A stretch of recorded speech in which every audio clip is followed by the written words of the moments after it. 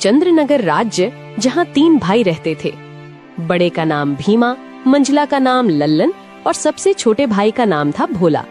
पिताजी गुजर चुके हैं, तीनों भाई का विवाह भी हो गया। आज तीनों भाई पिता की संपत्ति का बंटवारा कर रहे हैं।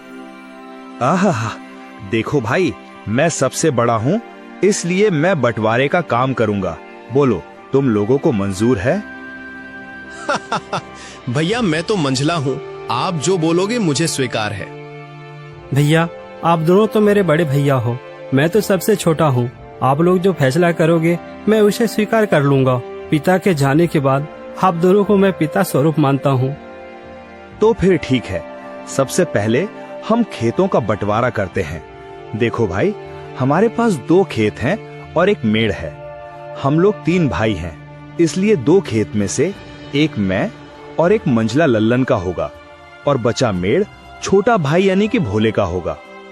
अरे वाह, बहुत अच्छा निर्णय है भैया, मुझे मंजूर है। कहो भोला, तुम तो चुप हो गए, क्या तुम्हें मंजूर नहीं? नहीं नहीं भैया, आप जो कहेंगे वह मुझे मंजूर है। अच्छा तो ठीक है, अब बारी आती है हमारे पिताजी द्वारा लगाए गए आम के पेड़ का। चलो अब आम पेड़ के पास चलते हैं। अब तीनों भाई आम पेड़ के पास आते हैं। आम के पेड़ में 2 डाली है, दोनों डालियों में आम के फल लदे हुए हैं। देखो भाई, ये है आम का पेड़। अब इसका बंटवारा भी कर लेते हैं। देखो, इसमें 2 डाली है और एक जड़ है। इन 2 डाली में से एक डाली मेरा होगा और एक लल्लन का होगा और जड़ भोला का होगा। बहुत अच्छा भैया, ये फैसला भी मुझे मंजूर है।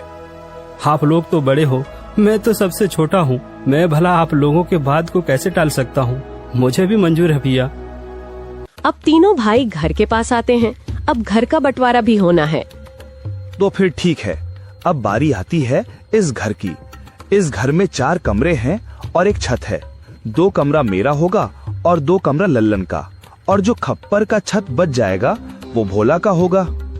भीमा के इस फैसले से भोला बहुत दुखी हो जाता है, फिर भी बड़े भाई का फैसला मानकर वो कुछ नहीं कहता है। इस तरह घर का बंटवारा भी पूरा हो जाता है।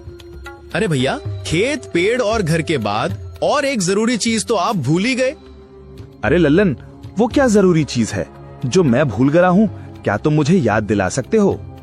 भैया, पिताजी ने हम तीनों भाइयों के लिए कुछ रुपए पैसे भी तो छोड़ गए हैं, आप उसे कैसे भूल सकते हो? अरे हाँ, याद आया, जरा रुको, मैं अभी लेकर आता हूँ। बड़ा भाई भीमा